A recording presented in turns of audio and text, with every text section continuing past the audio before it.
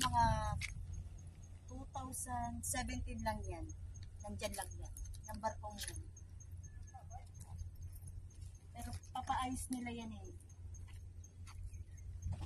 Hindi pa naasikaso ng tagabantay dito. Yan guys, tignan nyo. Maganda siya. Pero bawal tayong pumasok dito ngayon kasi bawal. Wala yung tagabantay natin. Ito po yung isang barko. Nakikita nyo naman.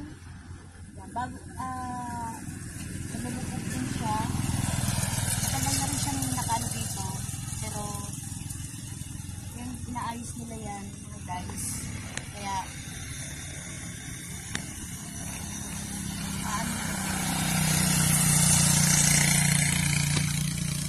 ayan guys. Nakikita nyo naman yung video na yan, yung barkong lumubog. Kaya may unting lang yan.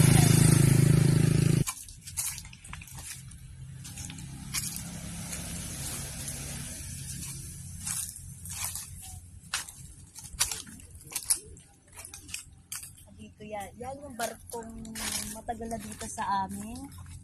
Yung inaayos nga nila. Pero na-stuck lang siya dyan eh. Kaya Close. yan yung barko namin ngayon na lumubog siya. Pero maayos pa naman, hindi katulad ng kabila.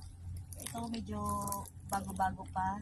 Kaya naayos nila. Kaya nandun yung mga trabahador na nasa loob.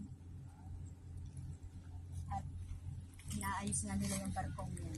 Invite din po namin kayo sa maganda naming tanawin sa dagat dito sa Bani.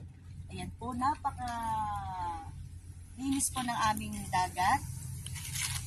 Yan, masarap po mag-swim sa Team BFF Charity.